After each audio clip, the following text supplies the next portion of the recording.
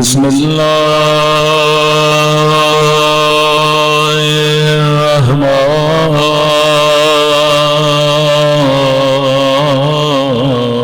الرحيم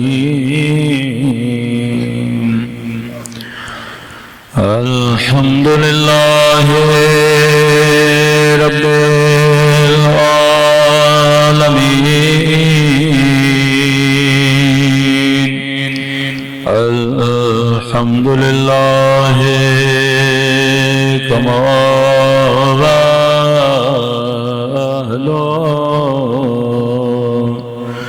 الصلاة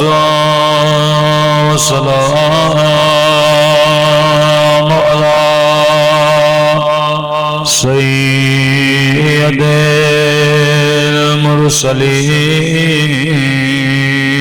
المرسلين وخاتم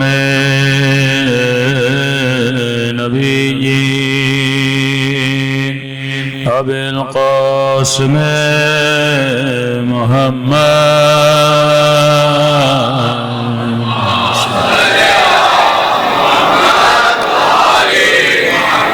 وعلى آله الطيبين الطاهرين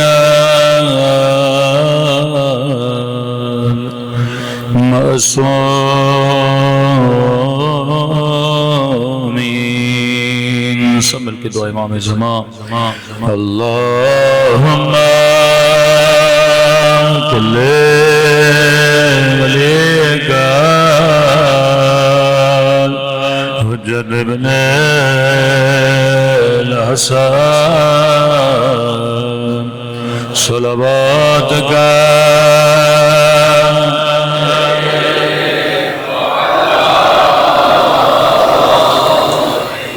فی هذه الساعة وفي كل ساعة وليا وحافظا وقائدا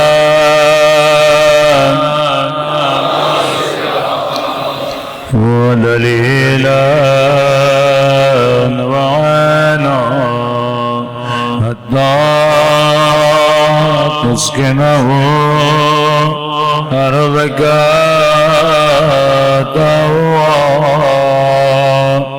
وتمتعه فيها طويلا برحمتك يا أرحم الراحمين. صلوات پڑھے محمد.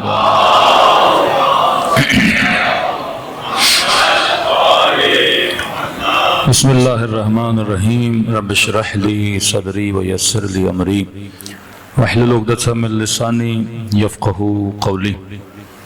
اما بعد فقد قال رسولنا الکریم بسم اللہ الرحمن الرحیم ان الحسین مصباح الہدی وسفینۃ النجات. صلوات پڑھے محمد وعلی محمد.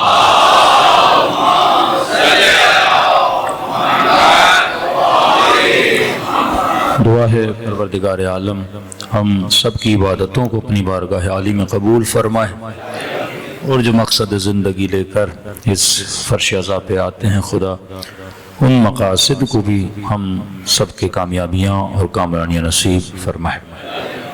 مسلسل آپ کی خدمت میں دعوت جذبہ حسینی کے عنوان سے گفتگو ہو رہی ہے کہ پروردگار عالم ہدف الہی کو امام حسین کے جذبے سے کمال تک پہنچائے گا.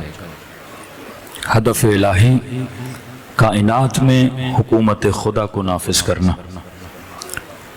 یہ الگ ٹاپک ہے. IRC امام بارگاہ کا ہمارا ٹاپک ہے حکومت الہی اور حکومت شیطان، لیکن کیونکہ ملا ہوا ہے تھوڑا جذبہ حسینی سے تو اس عنوان سے دو جملے آپ کی خدمت میں کہ ہدف الہی یہ ہے کہ کائنات میں الہی نظام، الہی حکومت کو قائم کیا جائے. نظام الہی کا مطلب ایک ایسا نظام جہاں پہ جو بھی بچہ پیدا ہو بڑا ہو کے مومن بنے. جس طرح نظام کفر میں بچے جب بڑے ہوتے ہیں تو کافر بڑے ہوتے ہیں.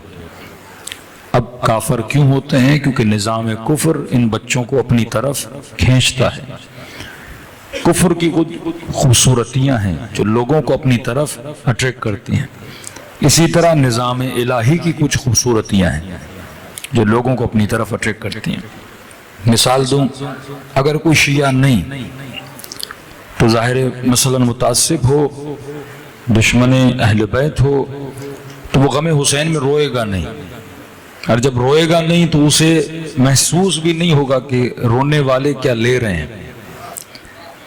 وہ آپ کے سکون کو نہیں سمجھ پائے گا، وہ آپ کے گریے کو نہیں سمجھ پائے گا، وہ آپ کا مذاق اڑائے گا.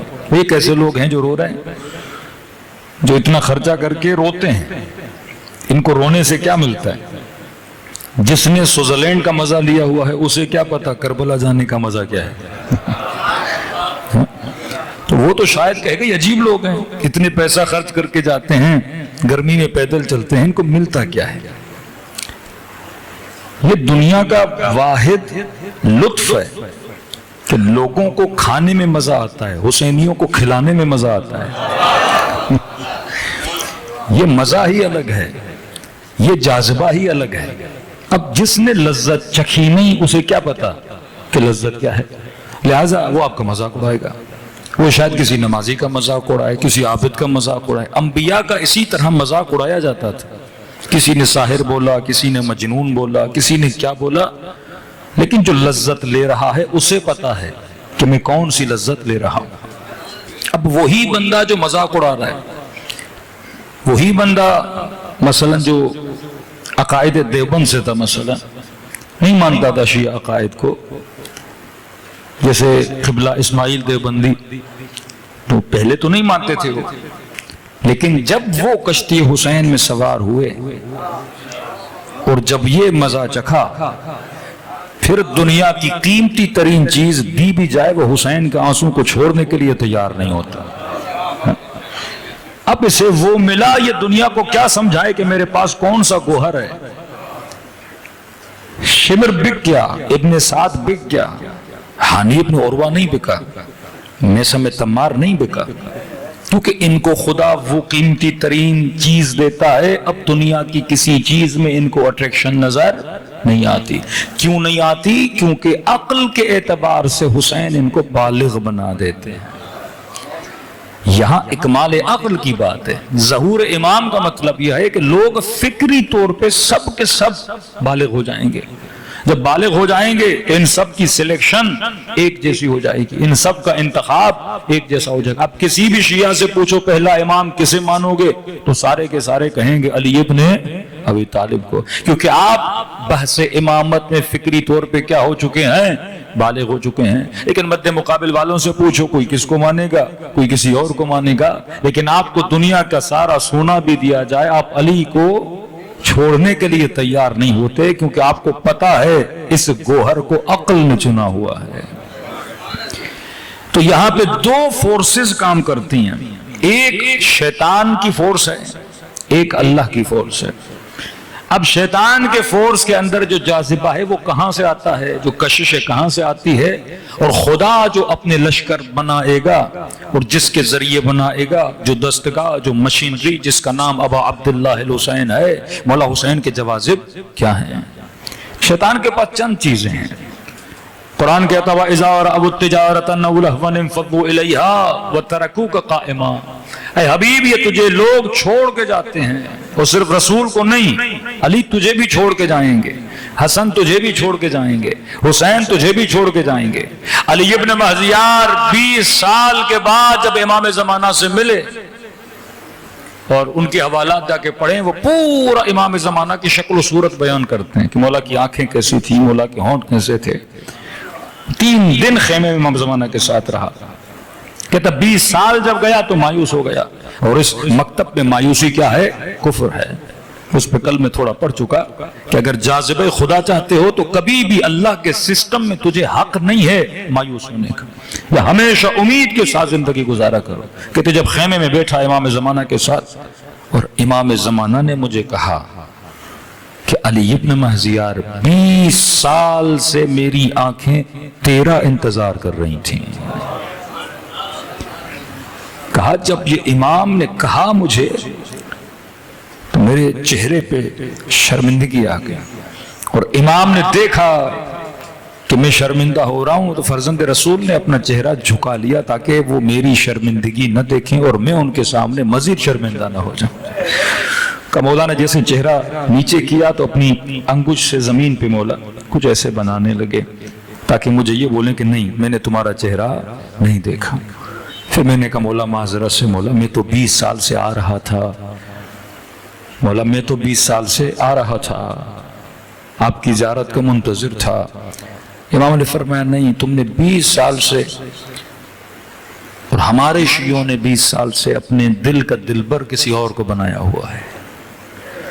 کہا چند گھڑیوں کے لیے ہمیں یاد کرتے ہو، وہ تڑپ تمہارے دلوں میں نہیں ہے. تمہارے دلوں کو تجارت نے، مال کے جمع کرنے نے اتنا مشغول کر دیا ہے، تمہیں کہاں فرصت مہدی زہرا کو سوچنے کی. کہا تڑپ ہو، طلب ہو تو جس طرح ابھی آئے ہو ہم اسی طرح تم لوگوں کو بلاتے ہیں. اس تڑپ کو شیطان کیا کرتا؟ وَإِذَا رَأَوُا التِّجَارَةَ وَلَهْوًا انفَضُّوا إِلَيْهَا. دو کام ہے شیطان کے، آخری زمانے کی دو نشانیاں. ایک تو صبح سے شام تک تجھے بزنس اور بزنس میں لگا دے گا. الذی جمع مالہ وعددہ، تجھے اسی چکر میں لگائے گا کہ ایک گھر بناؤں، پھر دوسرا گھر بناؤں، پھر تیسرا گھر بناؤں، پھر چوتھا گھر بناؤں. اسلام تجارت سے منع نہیں کرتا. اسلام کہتا ہے جناب خدیجۃ الکبریٰ نے بھی تجارت کی، رسول خدا نے بھی تجارت کی، لیکن تجارت برائے تجارت نہیں، تجارت برائے خدا. مومن جب پیسہ بناتا ہے تو مومن کی مثال اس پائپ لائن کی طرح ہوتی ہے. پیسہ یہاں سے آتا ہے اور پھر پائپ لائن میں جا کے تقسیم ہو جاتا ہے. لیکن خدا کہتا ہے کافروں کی مثال، یہ پیسہ بناتے ہیں، ان کا مزاج گلاس کی طرح ہے، جو آیا اور انہی کے پاس باقی رہ گیا. آج کسی کے گھر میں بھی جائیں گفتگو کیا ہوتی ہے؟ ہاں بھائی کتنا بنایا، کتنا جمع کیا، اب کون سا کام کرنا ہے، اب کون سا بزنس کرنا ہے. کہ صبح سے شام تک ایک. دوسرا شیطان کا کام یہ پیسہ کمواتا بھی ہے، پھر وہ صبح سے شام تک اس پہ بزی کرتا ہے کہ اب میں نے لگانا کہاں ہے. اسباب لعب و لہب کو پیدا کرتا ہے، دنیا کی رنگینیوں میں تجھے جگڑتا ہے، ایسی ابوہت زدہ چیزیں بناتا ہے کہ تمہاری نسلوں کو اپنی طرف کیا کر دیتا ہے، جذب کر دیتا ہے. اب وہ جو گنہگار لوگ ہیں پیسہ جمع کرتے ہیں، کہ ہاں بھائی کہاں پہ عیاشی کرنی ہے، کہاں پہ رنگینیوں زندگیوں کی لگانی ہے، کسی کو نشے پہ، کسی کو شراب پہ، کسی کو مختلف چیزوں پہ. پھر یہ مائی سیلف، کہ یہ شیطان کا زمانہ کہ اللہ کے لیے نہیں، ہر انسان یہ چاہے گا کہ میں دیکھا جاؤں. آج کیمرے سے فوٹو بھی لیتے ہو تو آگے کیمرہ ہے سیلفی. سیلفی کا مطلب کیا ہے؟ کہ میری سیلف بھی فوٹو کے اندر آئے. ہر انسان دکھانا چاہے گا، لباس دکھانا چاہے گا، سواری دکھانا چاہے گا، مہنگی چیزیں دکھانا چاہے گا. کربلا میں حسین نے کس کو دکھایا؟ نوک نیزہ پر بھی اپنے خدا کو دکھایا.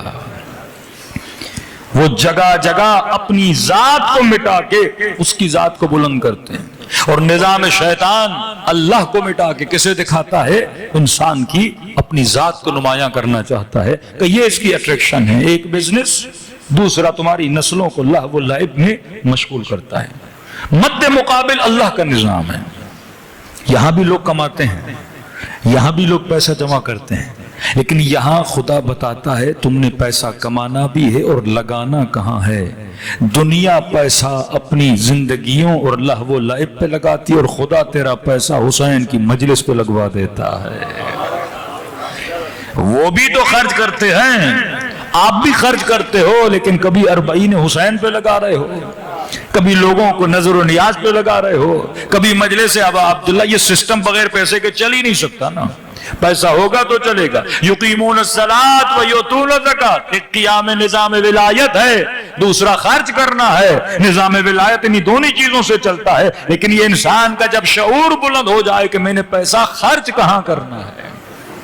شیطان بھی خرچ کرواتا ہے ان سے، اور خدا بھی خرچ کرواتا ہے تجھ سے. اب دیکھو خدا نے تیرے پیسے کو بھی پاک و پاکیزہ بنا دیا، خدا نے تیرے وقت کو بھی پاک و پاکیزہ بنا دیا، اور خدا نے تجھے سسٹم کے اندر جذب کر کے تجھے امام زمانہ کا سپاہی بھی بنا دیا۔ یہ وہ نظام ہے جو کیا تیار کر رہا ہے؟ نسلیں تیار کر رہا ہے، مد مقابل ان کا نظام ہے۔ اب چھوٹی سی جو نوجوان نسل ہے اس کے لیے اشارہ دے رہا ہوں تاکہ آج کا ماحول اور حالات بھی آپ کے سمجھ میں آ جائیں۔ اب آپ کیا سمجھتے ہیں کہ شیطان خاموش بیٹھا ہے؟ جس طرح اہل بیت خاموش نہیں بیٹھے نا۔ کربلا کے بعد ایک پورا سسٹم دے کر گئے، گلی گلی کوچا کوچا، کل میں نے کہا جگہ جگہ آج مجلس ہے۔ اس مجلس کو دنیا کی کوئی حکومت روک نہیں سکتی۔ صدام نے کتنے سال روکا؟ کس نے سوچا تھا کہ صدام کے مطلب حکومت اسلامی ایران نے اپنا بارڈر بند کیا 40 کے دنوں میں، شروع والے 2003-4 میں، کہ بھائی اتنے لوگ بغیر ویزا کے عراق جا رہے ہیں، تو انہوں نے بارڈر بند کیا۔ تو بارڈر بند کرنے کا فائدہ ہی نہیں ہوا۔ جب لوگوں کا سیلاب آیا تو لوگ بغیر ویزا کے عراق کے اندر داخل ہو گئے کہ نہیں بھائی، جو راستہ خدا طے کرتا ہے اسے دنیا کی کوئی طاقت روک نہیں سکتی ہے، اللہ کا ارادہ جب آ جائے۔ اب ہو سکتا ہے آپ کے ذہن میں ختم ہو جانا یہ پہلے کیوں نہیں ہوا، ابھی کیوں ہوا 40؟ ہاں، یہ مصلحت پرور، جو کام جس وقت ہونا ہوتا ہے ہوتا ہے۔ بعض پرندے آپ دیکھیں گے 6 مہینے زمین پہ بیٹھے ہوتے ہیں، لیکن جب پرواز کا وقت آتا ہے، جب وہ فصل آتی ہے، آسٹریلیا سے پرواز کرتے ہیں، 2-2 ہزار 4-4 ہزار کلومیٹر کا سفر طے کر کے آپ کے ملکوں میں آتے ہیں۔ یہ اب اللہ اپنے ارادے سے سوچتا ہے کس مومن کو کب پرواز کروا کے حسین کی سرزمین کربلا پہ پہنچانا ہے۔ جب خدا نے آپ سے کہا آپ نے خمیر تیار کرنا ہے، وہ خالص خمیر جو فرش عزا پہ ابا عبداللہ حسین تیار کرتے ہیں، اب خدا نے کس سے خمینی والا کام لینا ہے، کس سے سید علی خامنئی والا کام لینا ہے، کس سے شہید قاسم کا کام لینا ہے، کس سے شہید حسینی کا کام لینا ہے، یہ اللہ کی مرضی ہے۔ آپ نے نسل کو تیار کرنا ہے اور یہ فکر ڈالنی ہے کہ میرے بچے، میرے لال، تم ہدف الہی کے لیے پیدا ہوئے ہو کہ کائنات میں تم نے حکومت الہی اور نظام الہی کو کیا کرنا ہے؟ نافذ کرنا ہے۔ وہ اپنا سسٹم چلاتا ہے۔ اب ظاہر ہے وہ آپ کی نسلوں کو کس طرح ڈائجسٹ کرے گا۔ خطرہ سب سے بڑا یہ ہے کہیں میری نسل اس کے نظام کے اندر گھل مل نہ جائے اور وہ پورا میرے بچے کو کھا نہ لے، اور کھا رہے ہیں، وہ نسلیں کھا رہے ہیں۔ آج جا کے دیکھیں مسلمان ملکوں کا حال، ابو دھابی جائیں، کویت جائیں، عمان جائیں، سعودی عرب جائیں، آپ دیکھیں نسلوں کا حال کیا ہے۔ نمازی نسلیں سیکولر بن گئی ہیں، بچہ یونیورسٹی سے نکلتا نہیں ہے، ایتھیس بن جاتا ہے۔ آج نسلوں کو وہ کھا رہے ہیں، کیونکہ آخری زمانہ ظلمت کا زمانہ۔ سورہ نور پڑھیں کہ خدا کہتا ہے کہ کس طرح ظلمتوں کے اوپر ظلمتیں آئیں گی، پھر خدا ایک ہدایت کا ہاتھ باہر نکالے گا جو لوگوں کو کیا کریں گے، لیکن مومنوں کو حق نہیں مایوس ہونے کا۔ اور میں ہمیشہ تمہاری امید رہے کوئی نور ہے جو پردے غیب کے پیچھے ہے۔ تم نے اگر مجلس ابا عبداللہ سمجھو چارجر ہے، آپ باہر جاتے ہو آپ کی بیٹریز لو ہو جاتی ہیں، ایمان کمزور ہو جاتا ہے، پھر خدا اس کہف حسین میں بھیجتا ہے، اس خیمہ حسین میں بھیجتا ہے، پھر خیمہ حسین آپ کے ایمان کو چارج کر دیتا ہے، پھر آپ معاشرے میں جاتے ہو۔ اگر کربلا نہ ہوتی ہمارا ایمان کب کا کیا ہو جاتا؟ تباہ و برباد ہو جاتا۔ یہ بار بار مولا بلا کے ہمارے ایمان کو کیا کرتے ہیں؟ ریچارج کرتے ہیں۔ لیکن وہ نظام بھی ہے، یہاں حسین قانون بناتے ہیں، یہاں وہ قانون بناتے ہیں۔ اقوام متحدہ جسے یونائٹڈ نیشن بولا جاتا ہے، 2015 میں انہوں نے 17 فصل کا ایک قانون بنایا جس کو SDGs بولتے ہیں، سسٹینیبل ڈیولپمنٹ گولز۔ 17 گولز ہیں، اور یہ گولز انہوں نے پوری دنیا کو دیے، کیونکہ وہ جانتے ہیں مسلمان اور اسلامی حکومتوں کو اور مسلمانوں کے نظاموں کو کس طرح تباہ کرنا ہے، برباد کرنا ہے، انہوں نے دیا۔ اب 17 ہیں اور اس 17 کے نیچے چھوٹے چھوٹے ان کو امپلیمنٹ کیسے کرنا ہے وہ تقریباً 160 سے زیادہ ہیں، اور ہر ملک کو انہوں نے ٹارگٹ دیا کہ 2030 یعنی 2030 تک آپ سب نے ان قوانین کو اپنے ملکوں پہ کیا کرنا ہے؟ امپلیمنٹ کرنا ہے۔ اب آپ دیکھتے ہیں 2015 کے بعد اچانک سے سعودی عرب بدلنا شروع ہو گیا، کہ وہاں کا اہل سنت پریشان، یہاں کے مفتی پریشان، یہاں کے ہمارے اہل سنت کے بھائی پریشان۔ بھی سعودی عرب کو کیا ہو گیا؟ جو ڈنڈے کے زور پہ نماز پڑھواتے تھے اب کیسینو کھل رہے ہیں، سینما کھل رہے ہیں۔ مسلمان سرزمین خدا، بیت رسول، کعبۃ اللہ، لیکن اچانک چینجنگز آ رہی ہیں۔ پاکستان میں آپ 2015 کے بعد دیکھیں گے بڑی چینجنگز، ماحول بدل رہا ہے، مزاج بدل رہا ہے، کیونکہ اگر کوئی ملک ان کے قوانین کو اپنے ملک پہ امپلیمنٹ نہیں کرے گا، آپ کو نہ بینکوں کے قرضے ملیں گے، نہ تجارت کی اجازت ہوگی۔ اب آپ ٹی وی چینل کھولتے ہیں، آپ کے نیوز اینکر بولتا ہے کہ جناب پاکستانیوں کے لیے خوشخبری ہے کہ FATF میں ہم گرے لسٹ سے نکل گئے۔ یہ گرے لسٹ کس کی تھی؟ کیٹیگری بنائی، بلیک لسٹ، گرے لسٹ، اور ہم خوش ہوتے ہیں۔ یہ خطرے کی گھنٹی ہے کہ آپ نکل گئے، کیونکہ آپ کے حکمرانوں نے ان قوانین پہ کیا کر دیا؟ سائن کر دیا کہ بھائی جو آپ نے کہا ہم اسے ماننے کے لیے کیا ہیں؟ تیار ہیں۔ چھوٹی سی نعرے بڑے خوبصورت ہیں، اس میں ایک نعرہ ہے نو ہنگر، دنیا میں بھوک نہیں۔ اب ہر بندہ کہے گا بھی مجھے اپنے ملک میں بھوک نہیں چاہیے۔ امیر شام نے نعرہ لگایا لا حکم الا اللہ، اس کو بولتے ہیں سائلنٹ سلوگنز، ایسے خاموش اور خنثی نعرے جو بندہ سنے تو اسے اچھا لگے لیکن اس کے پیچھے نیت کیا ہے؟ باطل کی ہے، کہ پوری دنیا میں ہم چاہتے ہیں فقر کو ختم کر دیا جائے۔ آپ بولیں گے بہت اچھا نعرہ ہے، سیاسی پارٹی نعرے لگاتی ہے نا، روٹی، کپڑا، مکان، نعرہ ہوتا ہے دیں گے، لیکن حقیقت ہوتی ہے آنے کے بعد چھینیں گے، تینوں چیزیں آپ سے چھین لیں گے، روٹی بھی ہمارے لیے، کپڑا بھی ہمارے لیے، مکان بھی ہمارے لیے۔ نعرہ بڑا خوبصورت ہوتا ہے کہ نو ہنگر، پوری دنیا میں بھوک نہیں، یا زیرو ہنگر۔ دنیا میں ہم ایجوکیشن کو پھیلائیں گے، دنیا میں فیملی کے نظام کو مضبوط کریں گے۔ اب سوال یہ ہے وہ جسے بول رہا ہے کہ ہم دنیا میں فقیری کو ختم کریں گے، اس کی نگاہ میں فقر کیا ہے اور علی کی نگاہ میں فقر کیا ہے؟ مسئلہ یہ ہے وہ کس فقیری کو ختم کرنا چاہ رہے ہیں۔ پھر جب فقر میں آتے ہیں کہتے ہیں مالی فقر، یعنی پیسوں کے اعتبار سے جو فقیر ہیں ان کو امیر بنائیں گے۔ پھر کہتے ہیں فکر کے اعتبار سے جو فقیر ہیں انہیں امیر بنائیں گے۔ وہ پھر کہتے ہیں کلچر کے اعتبار سے جو فقیر ہے اسے بھی امیر بنائیں گے۔ یہ جو آپ شلوار قمیض پہنتے ہیں، یا جو آپ کی خواتین آپ کا لباس پہنتی ہیں، برقع شرقہ پہنتی ہیں، چادر بادر پہنتی ہیں، کہتے ہیں کلچرلی فقیر لوگ ہیں، اگر یہ امیر بنتے ہیں تو وہ ہمارے والے کپڑے پہنیں گے تو امیر کہلائیں گے۔ آج ان پڑھ آدمی فل سوٹ پہن لے تو لوگ کیا بولتے ہیں؟ یہ پڑھا لکھا آدمی آ رہا ہے۔ کپڑا بن جائے گا امیری کا باعث کہ کلچر کے اعتبار سے یہ جناب امیر ہے۔ اور آپ دیکھتے ہیں بڑی تیزی سے ڈراموں فلموں کے ذریعے سے آپ کے کلچر کو کیا کیا جا رہا ہے، کیونکہ یہ سائن ہوا ہے کہ کلچر لوگوں کا بدلو، کپڑے لوگوں کے بدلو۔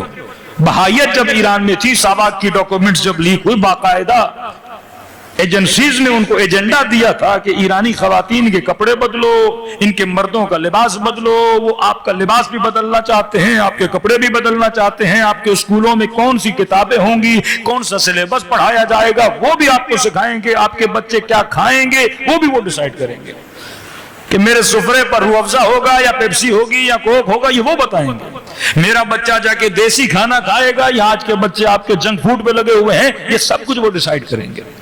کھانا وہ ڈیسائیڈ کریں گے، کپڑے وہ ڈیسائیڈ کریں گے، اس طرح سے سارے نظام کو کیا کریں گے؟ کنٹرول کریں گے۔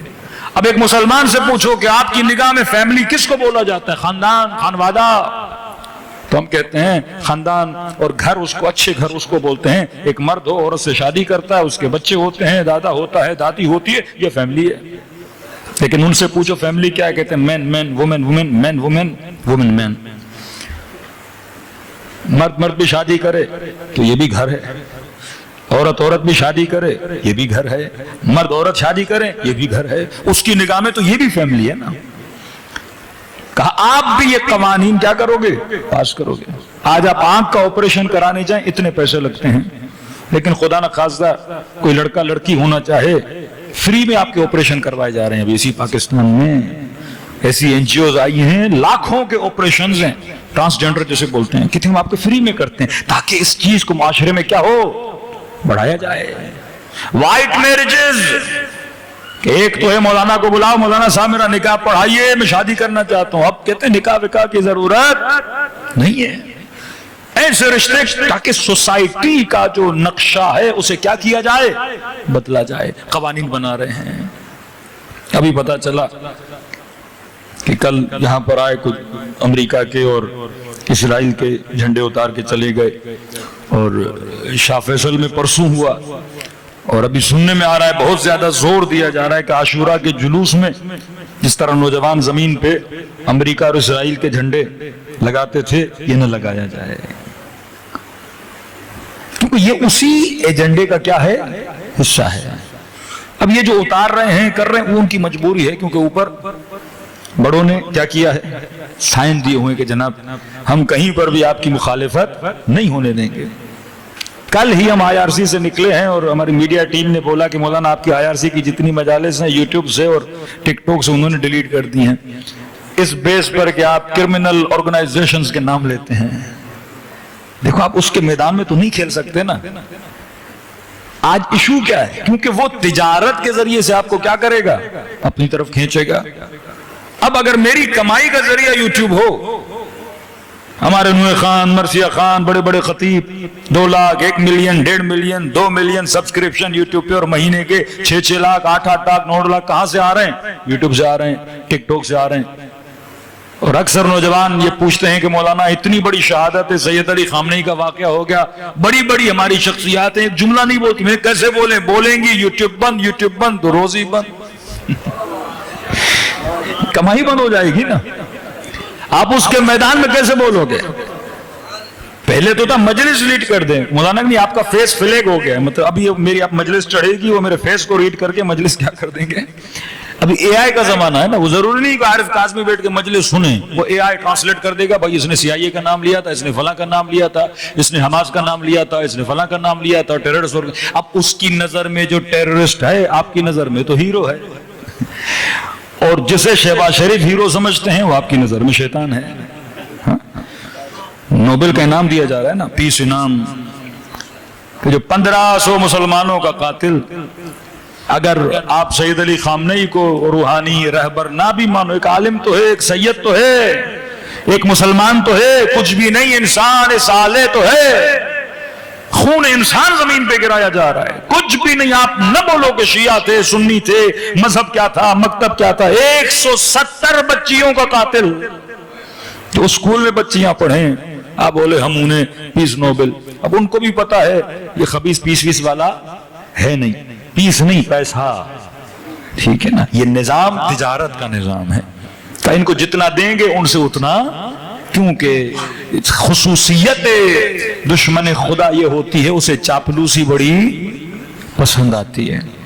ہمارے ایک مولانا صاحب تھے، ان کے لیے بڑا مشہور تھا، کوئی مولوی جاتا تھا ان سے چندہ لینے، قبلہ صاحب شادی کروانی ہے اور یہ ہے، ہوتے ہیں بعض مولویوں کے پاس پیسہ ہوتا ہے خمس کا ادھر ادھر کا، تو ان کے لیے مشہور تھا کہ اگر مولانا صاحب سے پیسہ نکلوانا ہے تو جاتے ہی پہلے ہاتھ کو بوسہ دینا، اور لوگوں کے سامنے جب سارے لوگ بیٹھے ہوں ہاتھ کو بوسہ دینا۔ مولانا صاحب کا جو جیب ہے وہ بہت جلدی ڈھیلا ہو جاتا ہے۔ تو بعض لوگ ایسے ہیں جن کو چاپلوسی اور خوشامدی کیا ہوتی ہے، بڑی پسند ہوتی ہے۔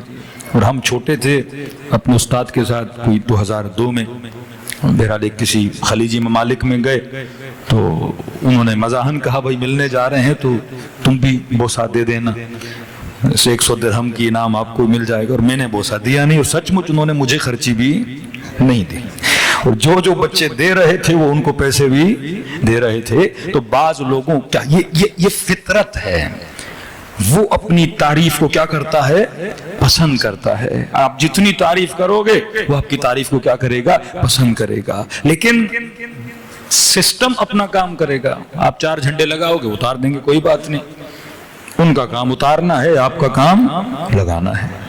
اس میں کوئی نہ ناراضگی کی بات ہے، نہ بد مزاج ہونے کی ضرورت ہے، آپ اپنا کام کرتے رہیں، وہ اپنا کام کرتا رہے، اور خدا کا وعدہ ہے جب تو اپنا کام کرے گا تمہارے کام میں برکت کون عطا کرے گا، پروردگار عالم عطا کرے گا۔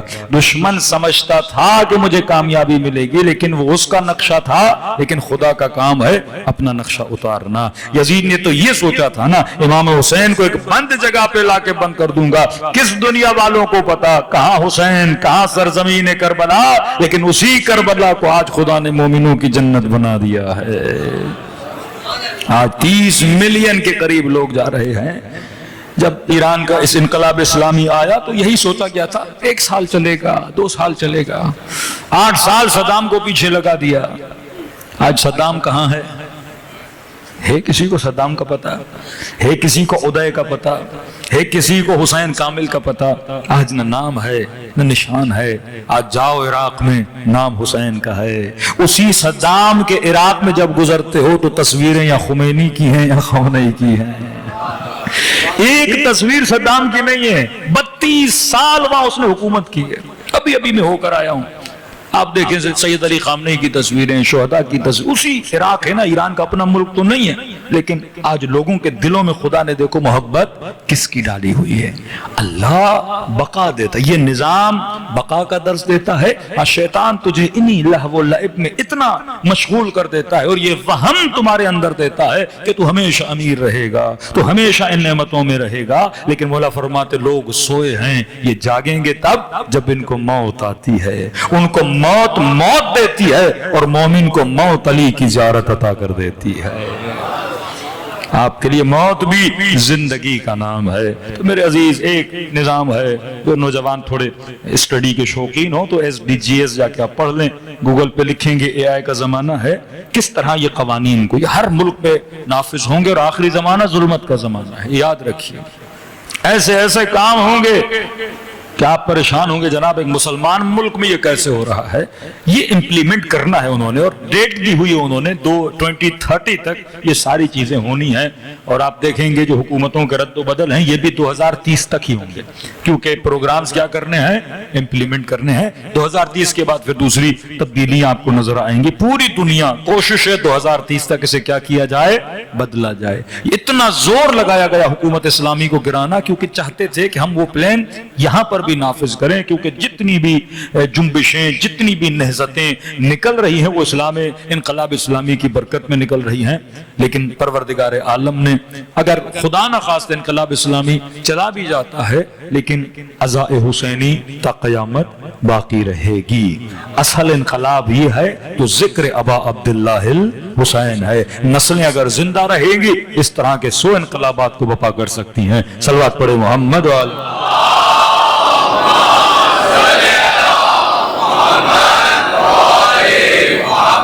وَأَجِّلْ فَرَجَهُمْ. تو نظام آپ کو دیکھنا ہے کہ میں کس نظام کے اندر ہوں. کہیں حسین کا نام لے رہا ہوں, اس نظام شیطان کا سپاہی تو نہیں ہوں. میں سوچتا کس طرح ہوں. آج 5 منٹ کے لیے جوان سوچے. مجھے کبھی کبھی حیرت لگتی ہے, ہمارے بعض خطبہ ہیں, ایک طرف تو یہ سوچ ہے کہ جلوس میں امریکہ کا نام نہیں ہو, امریکہ کے جھنڈے پہ پاؤں نہیں ڈالو, اسرائیل کے جھنڈے کو روندو نہیں, ہاں جلوس نکالو, صرف اپنی عزاداری کرو, یہ کام نہ کرو. یہ باقاعدہ سسٹم سے آپ کو تجاویز دی جا رہی ہیں اور اس کو امپلیمنٹ کرنے کی پوری کوشش بھی کی جا رہی ہے. دوسری طرف ہمارے کچھ خطیبوں کا ایک مائنڈ سیٹ ہے, وہ بھی کہتے ہیں کہ جب مجلس امام حسین ہو تو صرف 61 ہجری کے یزید کا نام لو,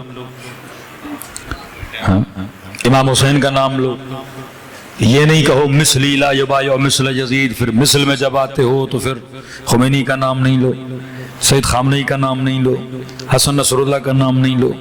ہاں یزید کا ذکر یزید کہو, لیکن یزید کہتے کہتے پھر آپ پتہ نہیں ٹرمپ صاحب پہ پہنچ جاتے ہیں, آپ پتہ نہیں نیتن یاہو پہ پہنچ جاتے ہیں. کتنی عزاداری کو شرک میں مبتلا نہیں کرو. خالص عزاداری کا مطلب یہ ہے کہ صرف آپ تاریخ کا ذکر کرو, لیکن آج کے جو حالات ہیں یا دوسری چیزیں ہیں ان کا ذکر نہ کرو. اور ایک طرف یہ ایجنڈا جو آپ سے کروایا جا رہا ہے امپلیمنٹ, جو امریکہ چاہتا ہے, وہ بھی یہی کہتا ہے. امریکہ کو امام حسین سے مسئلہ ہے. آج میں پوری مجلس پڑھوں, مولا حسین کا ذکر کروں, یزید کا ذکر کروں, میری مجلس پہ بین نہیں لگے گا, یوٹیوب بند نہیں کرے گا, ٹک ٹاک بند نہیں کرے گا, فیس بک بند نہیں کرے گا. لیکن اگر میں امام حسین کا ذکر کروں, یزید کا ذکر کروں, پھر یزید کے ساتھ ساتھ آج والے کا ذکر کروں, فوراً آپ بین لگ جائے گا. یہاں سے فکر بیدار ہونی چاہیے نا, اسے کس چیز سے خطرہ ہے, آج وہ کس چیز سے گھبرایا ہوا ہے. شاہ ایران جب ہیلی کاپٹر پہ چڑھا, عاشور کا دن تھا, اور اس نے جب عاشورہ کا مجمع دیکھا اسی وقت اس نے کہا اب میری جگہ ایران میں نہیں ہے. یہ جذبہ حسینی تھا کہ حسین واحد امام ہے جو ان کے دلوں کو ایک جگہ پہ جمع کر دیتا ہے, جن کے اندر شہادت کا جذبہ پیدا کرتا ہے, شجاعت کا جذبہ پیدا کرتا ہے. کبھی وہ عاشورہ سے بڑا ڈرتے ہیں. جتنی جنگیں شیعوں سے ہوئی ہیں جب محرم کا مہینہ آتا ہے پیچھے ہٹ جاتے ہیں کہ ابھی اتنی طاقت سے لڑ رہے ہیں, محرم کا مہینہ آئے گا یہ دگنی طاقت سے لڑیں گے. ایران کے اندر انٹرنلی کئی ریولیوشنز آئیں, احمدی نژاد کے دور میں آئی, روحانی کے دور میں آئی, حجاب کے مسئلے پر آئی, پیٹرول مہنگا ہوا آئی. ان ساری نہضتوں کو اگر کسی نے توڑا تو وہ جلوس ابا عبداللہ حسین نے توڑا. امام حسین شعور کا نام ہے, امام حسین فکر کو بیدار کرنے کا نام ہے. لیکن آج ہمارا کچھ طبقہ ہے جو کہتا نہیں, کتابیں لکھی گئی ہیں باقاعدہ کہ امام حسین 61 ہجری کے امام تھے. یا بعض لوگ امام حسین کو 2026 میں لے آتے ہیں, سنتی شیعہ بنانا چاہتے ہیں, خدمت پسند شیعہ بنانا چاہتے ہیں کہ یہ صرف عزاء حسینی کو ایک رسم سمجھ کے منائے, لیکن اس عزاء حسینی سے اس کی زندگی میں کوئی اثر نہ ہو. یہ بالکل ایسے ہے کہ آپ اتنا خرچہ کرو, امام حسین کی یونیورسٹی بناؤ اور سارے لوگ یونیورسٹی میں داخلہ لیں, آئیں, پڑھیں, لیکن جب باہر نکلیں ایک بھی بندہ پاس ہو کے باہر نہ نکلے. یونیورسٹی کا مطلب یہ ہے کوئی مومن خدا نہ خواستہ 70 سال سے فرش عزا پر آئے اور اس کے اندر تبدیلی نہ آئے, 20 سال سے فرش عزا پر آئے اس کے اندر تبدیلی نہیں. تبھی چوتھے امام فرماتے جب بھی مجلس میں آؤ, باہر جاؤ, اگر یہ سوچو تیرے اندر کوئی تبدیلی آئی ہے تو سمجھ لینا کہ زین العابدین تجھ سے آج راضی ہوا. ملاقات حسین کا مطلب ہے انسان اپنے وجود میں رد و بدل لائے, تبدیلی لائے, اپنے وجود کے اندر ہدف الہی کو لے کر چلے کہ مجھے پیدا ہی اسی لیے کیا گیا تاکہ میں کائنات میں حکومت اور نظام الہی کو کیا کروں, نظام ہدایت کو نافذ کروں, کہ کائنات کے کسی بھی کونے میں جاؤں ہر فرد لا الہ الا اللہ کا ماننے والا ہو, محمد رسول اللہ کا ماننے والا ہو, اور علی ولی اللہ کا ماننے والا ہو. صلوات پڑھے محمد و آل محمد.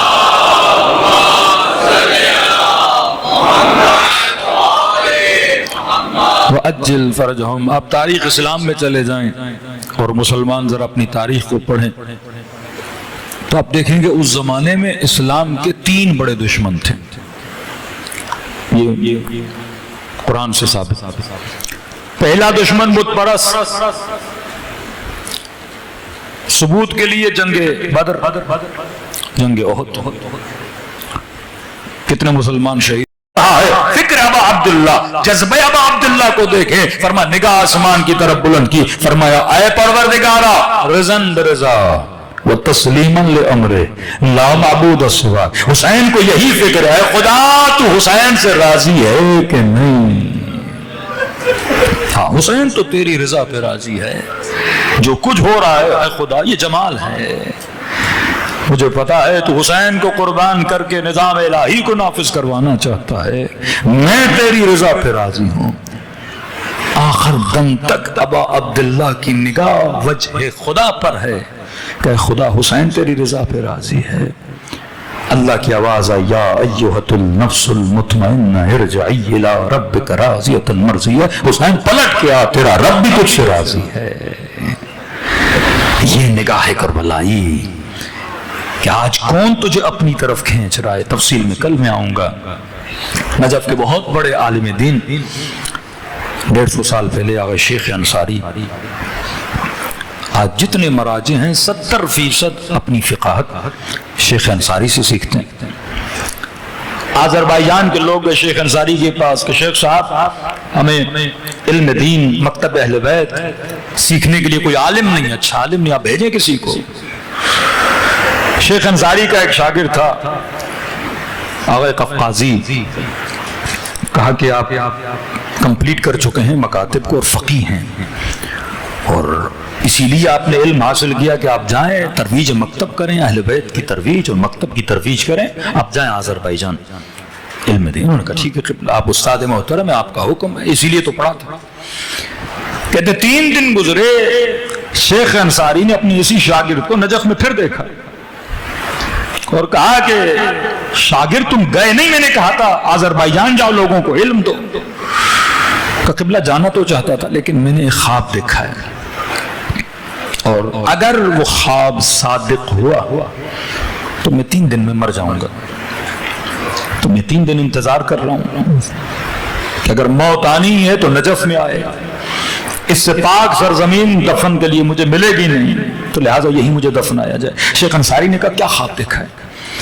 کہ شیخ صاحب خواب دیکھتا ہوں کہ میں مر گیا ہوں اور عالم برزخ میں ملائکۃ اللہ مجھے ایک باغ کے اندر لے گئے، بڑا خوبصورت باغ ہے، خوشبودار باغ جن کی ہواؤں میں بندہ چلے تو صدیاں گزارنا چاہے، جہاں تھکاوٹ نہیں، ابدی زندگی۔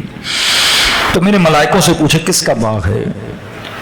کہ شیخ قفقازی تمہارا باغ ہے، اتنا علم تو نے حاصل کیا، معرفہ حاصل کیے، جوانی میں موت ہوگی لہٰذا خدا نے تجھے یہ باغ دیا ہے۔ کہتا بڑا خوش تھا اس باغ کو دیکھ کے جو عالم برزخ میں مجھے ملا۔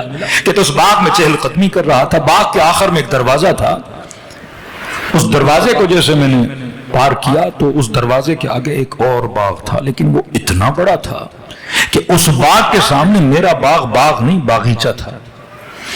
میں نے پھر پوچھا ملائکۃ اللہ سے اتنا بڑا باغ، اتنا حسین باغ، اتنا پھلدار باغ یہ ہے کس کا؟ کہا یہ شیخ انصاری کا باغ ہے۔ تو کہتا میں نے کہا الحق ایسا باغ شیخ انصاری کو ملنا چاہیے، اتنا بڑا متقی، اتنا بڑا عالم، اتنے بڑے بڑے مجتہدوں کا استاد، مکتب کی ترویج و تعلیم کے لیے اتنی خدمتیں کی، واقعاً یہ باغ واقعاً ان کے لیے بننا چاہیے، اور خدا نے بڑا اچھا باغ بنایا ہے۔ کہ اس باغ میں چلتے چلتے چہل قدمی کرتے کرتے اس باغ کا اینڈ میں ایک دروازہ تھا، اس دروازے کے آگے ایک اور باغ تھا۔ جب اس باغ کے اندر گیا تو ماشاءاللہ اس باغ کے سامنے تو شیخ کا باغ بھی باغیچہ تھا۔ ذہن میں سوال پیدا ہوا یہ کس کا باغ ہے؟ کہ نجف میں سب سے بڑا عالم اس وقت کا کوئی تھا تو شیخ انصاری تھے۔ تو ذہن میں سوال پیدا ہوا اب شیخ سے بڑا کون سا بندہ ہے کہ جس کو خدا نے اتنا بڑا باغ دیا ہے؟ میں نے کہا یہ کس کا باغ ہے؟ کہ وہ آپ کے شہر کے خطیب نہیں جو ذاکر ابا عبداللہ الحسین ہے، شیخ فاضل، اس کا باغ ہے۔ تو میں نے فوراً کہا اللہ کے فرشتوں یہ کیسا انصاف ہے؟ شیخ جو مجتہد بھی ہے، عالم بھی ہے، زاہد بھی ہے، متقی بھی ہے، علم کے مدارج کو اتنا حاصل کیا، اس کا باغ باغیچہ، اور یہ خطیب جو ذاکر اہل بیت ہے اس کا اتنا بڑا باغ۔ تو کہا کہ شیخ کا باغ شیخ کا ہے، تیرا باغ تیرا ہے، یہ باغ ہے تو اس کا لیکن اسے دیا حسین نے ہے، اب عبداللہ نے دیا ہے۔ آنکھیں کھلی، شیخ صاحب کو کہا 3 دن میرے پاس ہیں، زندہ رہا تو جاؤں گا، مر گیا تو مجھے یہیں دفنا دیجیے گا۔ لیکن کہتا میرے ذہن میں تکو دو تھی، میں شیخ فاضل سے ملوں تو صحیح، اس کا کیا تعلق ہے امام حسین کے ساتھ کہ امام حسین نے اپنی طرف سے اتنا بڑا باغ دیا۔ کہ شیخ فاضل کے گھر گیا، میں نے کہا شیخ صاحب اگر اجازت ہو میں آج کی رات آپ کے گھر رکوں فاضل صاحب؟ انہوں نے کہا رک جاؤ، مہمان ہو، حبیب خدا ہو۔ کہتے رات کا کھانا کھایا، اب میں نوٹ کر رہا ہوں، دیکھ رہا ہوں کہ فاضل صاحب کرتے کیا ہیں کہ امام حسین نے اتنا بڑا باغ دیا تاکہ وہ کام میں بھی کروں اور امام حسین سے اتنا بڑا باغ لوں۔ کہتا دیکھا بڑے نارمل، نماز پڑھی، کھانا کھایا، رات کو بستر لگایا کہ آپ سو جائیں۔ کہتا میں پوری رات سویا نہیں، میں نے کہا دیکھوں گا یہ رات کو اٹھ کے کوئی خاص عمل تو نہیں کرتے جس کی وجہ سے امام حسین نے اتنا بڑا باغ دیا ہے۔ کہتا ہے صبح کی اذان میں 2 گھنٹے تھے، میں نے محسوس کیا فاضل صاحب اٹھے۔ کہتا ہے جیسے ہی اپنے بستر سے اٹھے اور بیٹھے، بیٹھنے کے بعد میں نے ان کی آواز سنی، انہوں نے کہا السلام علیک یا ابا عبداللہ۔ کہا یہ کہنے کے بعد زار و قطار رونے لگے، رونا تھا جو رکتا نہیں تھا۔ نماز سے 2 گھنٹے پہلے کل سحر پہ پڑھ چکا میں، اٹھے اور کہا السلام علیک یا ابا عبداللہ۔ کہ میں نے دیکھا وضو کرنے گئے، لیکن وضو کرتے ہوئے بھی ان کے رونے کی آواز رک نہیں رہی، مصلے پہ آئے رونے کی آواز رک نہیں رہی، اذان دی رونے کی آواز رک نہیں رہی، نماز شب پڑھی روئے جا رہے ہیں۔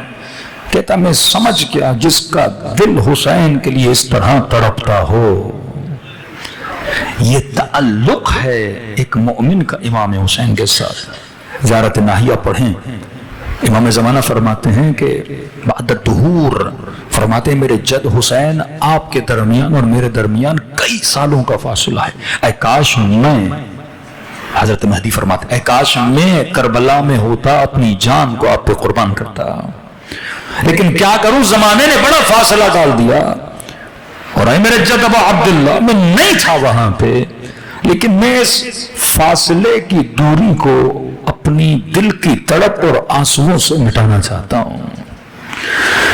اور فرماتے میں اتنا روتا ہوں آپ پہ مساءً و صباحا، صبح و شام ابا عبداللہ میں آپ پہ گریہ کرتا ہوں. اور آخری جملہ فرمایا جب آنکھیں خشک ہو جاتی ہیں تو بدلت دموع دمع، میں آپ پہ خون کے آنسو روتا ہوں. یہ تڑپ اگر امام حسین کے لیے رہی. ایک برادر بزرگ اہل سنت سے ملا تھا، تھے تو اہل سنت، بزرگ تھے، حکیم تھے، مرحوم ہو گئے ابھی. بیٹھے تھے اور کہا امام حسین کے ذاکرے میں نے کہا، تو اس بزرگ نے بس کہا کہ کربلا میں آپ علی اکبر کے مصائب پڑھتے ہوں گے ممبر سے. میں نے کہا پڑھتے ہیں. میں نے بس اکبر کا نام لیا، یہ بوڑھا رونا شروع ہو گیا. اتنا رویا کہ اس بوڑھے کو روکنا پڑا کہ اس کو دل کا اٹیک نہ آ جائے. یہ تڑپ اگر کسی کی امام حسین کے لیے ہے کہ دل تڑپے ابا عبداللہ الحسین کے لیے، اس قدر مجذوب امام حسین آ جاؤ. بعض لوگ سخت مصائب سن کے روتے ہیں، لیکن آغا ششتری کہتے ہیں حسین کے مصائب پڑھنے کی بھی ضرورت نہیں، نام حسین لینے میں ہی بڑی مصیبت ہے. جس کے نام میں پروردگار عالم نے اتنا اثر رکھا ہے کہ کربلا کی مٹی خون آلود ہو جائے، وہاں کی فضاؤں میں خداوند متعال نے غم رکھا ہے. تو میرے عزیز اگر قلب حسین کے ساتھ جڑ جائے تو یہاں بھی نجات ہے، عالم برزخ میں بھی نجات ہے. پھر اس انسان کو نہ اپنی قبر کے لیے پریشان ہونا چاہیے نہ اپنی برزخ کے لیے، جو لمحے میں کسی گنہگار کو حر بنا دے، جو لمحوں میں کسی کو وہب قلبی بنا دے. دلوں کو روانہ کریں ابا عبداللہ الحسین کی طرف، اور ایسے سلام کرو جیسے زینب کبریٰ نے کیا، ایسے سلام کرو جیسے 4 سالہ بچی نے کیا. السلام علی الحسین وعلی علی ابن الحسین وعلی اولاد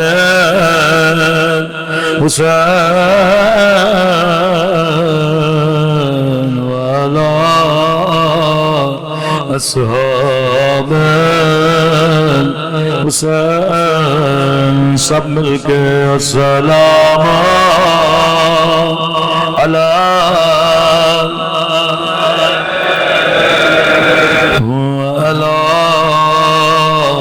علی ابن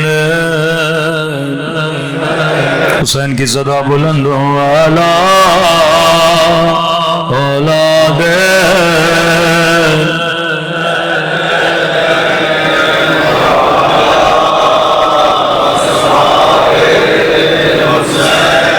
سب مل کے السلام علی حسین وعلی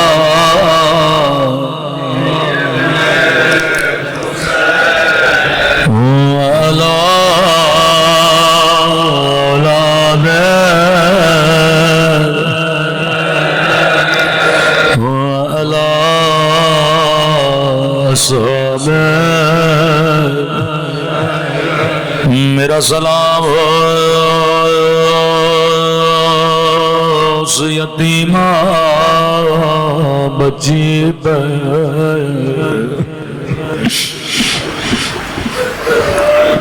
کربلا کے بعد صحیح السند روایات میں ہے 2 بیویاں دنیا سے چلی گئی. ایک بی بی کا نام زینب کبریٰ ہے، 1.5 سال سے زیادہ زندہ نہ رہی.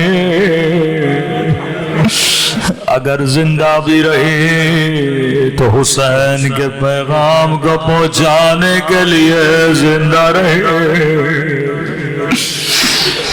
دوسری بی بی کا نام سکینہ،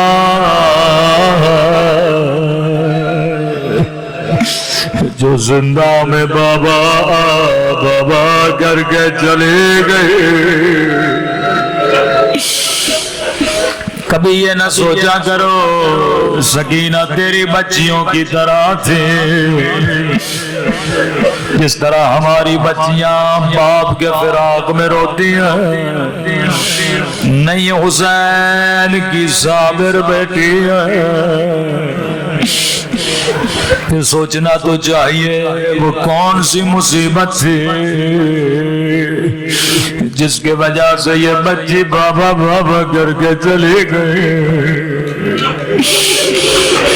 تماچے کھائے صبر کیا،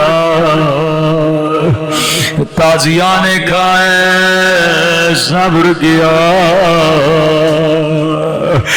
امام زین العابدین فرماتے ہیں کہ منظر نے اس بچی کو بیمار کر دیا، اس بیماری میں بچی جاں بھر نہ ہو سکے۔ مولا کون سا منظر تھا؟ فرمایا یزید کا دربار، جب بھی رو تصور کر کے رویا کرو 3 یا 4 سال کی بچی کا قد کتنا ہوتا ہے؟ کتنے سارے قیدی سارا مجمع کھڑا تھا، چھوٹی بچی جیسے سنایا میرے بابا کا سرایا ہے،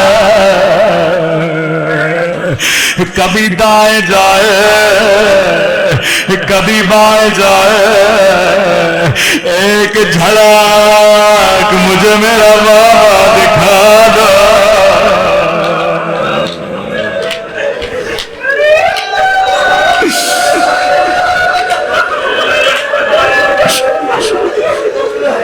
اپنے ننھے سے ہاتھوں سے کبھی کسی سے درخواست کرے تھوڑا دور ہو جا، مجھے تھوڑی جگہ دو، میں اپنے بابا کو دیکھوں۔ یہاں تک بچی صحیح سالم تھے، لیکن میرے مولا فرماتے جیسے نگاہ بابا پہ پڑ گئے، بچی نے کیا دیکھا؟ یزید شراب پی رہا ہے، بچا ہوا پانی تشت میں پھینک رہا ہے، ہاتھ میں چھڑی ہے، حسین کے ہونٹوں میں مارا۔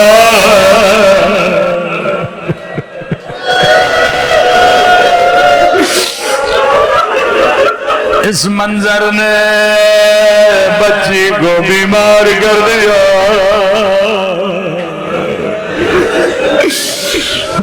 اس دن کے بعد بچی صرف روتی تھی، بولتی نہیں تھی۔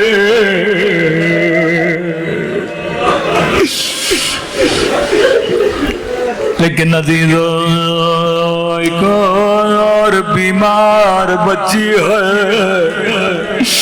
یہ بچی تو زندان شام میں بابا کو دیکھ دیکھ کے بابا بابا کرتے تھے، ایک بچی مدینے میں بابا بابا کر کے روتی رہے۔ امام حسین نے فرمایا عباس جو بیویاں ساتھ چلیں گے ان بیویوں کا نام لکھو۔ جب سغرا کا نام آیا فرمایا عباس میری سغرا بیمار ہے، سب بیویوں کو کہو سغرا کی 4 پائی گھر کے صحن میں رکھے،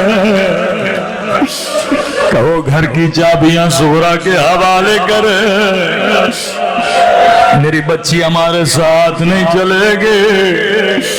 جی میرے مولا حکم کی تعمیر 4 پائی صحن میں رکھی گئی، ایک ایک بی بی آتی تھی گھر کی چابیاں دیتی تھی، سینے سے لگاتی تھی، کہتی تھی خدا پہ زغرا لیکن راوی کہتا ہے صغرا خاموش، کسی سے کچھ بھی نہ کہا.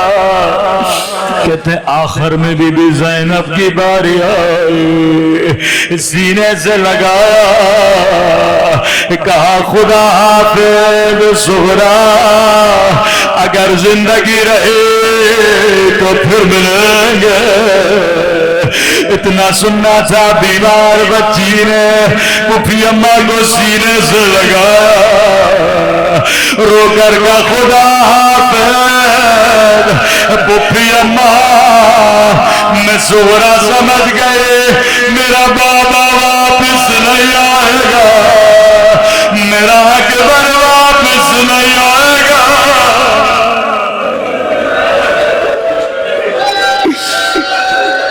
پھوپھی اماں میں سمجھ گئی اب میرا اکبر نہیں آئے گا. بی بی زینب نے بڑا گریہ کیا. فوراً کا صغرا اس بات کا علم میرے علاوہ حسین کے علاوہ کسی کو نہیں، تجھے کیسے پتا؟ رو کر کا پھوپھی اماں میں بیمار ہوں، مجھے پوری پوری رات نیند نہیں آتے، آدھی رات کا وقت تھا، میں نے دیکھا آسمان سے ہمارے اترے، اس ہماری سے کالے برقعے میں بیوی باہر آئے، اپنے سر پہ مٹی ڈالنے لگے، فریاد کرنے لگی میرے لال حسین، تیری ماں زہرا تجھے کہاں کہاں روئے گے، کربلا میں روئے گے یا شام کے بازار میں. بی بی زینب روتے روتے حسین کے پاس پہنچے. میرے بھائی حسین، اگر صغرا کے نہ چلنے کی وجہ اس کی بیماری ہے، میں زینب وعدہ کرتی ہوں خیال رکھوں گی، لیکن اگر کوئی اور وجہ ہے بہن کو بتا دے. فرما بہن زینب میرا بھی دل ہے میں صغرا کو لے کر چلوں، لیکن زینب میری مجبوری سمجھو، جتنے بچے چل رہے ہیں کسی کی شکل حسن سے ملتی ہے، کسی کی شکل نانا رسول سے، کسی کی شکل باب علی سے. بہن زینب امام ہو، علم غیب جانتا ہوں، میرے جانے کے بعد تیرے ہاتھوں میں رسیاں، تیرے سر سے ردا چھینی جائے گی. او بہن زینب میرے صغرا کی شکل میری اماں زہرا سے ملتی ہے، میں حسین کیسے برداشت کروں؟ میری اماں کی شبی شرابی کے دربار میں، میری اماں کی شبی کو بازاروں میں، لعنت اللہ علی القوم الظالمین. ماتم حسین.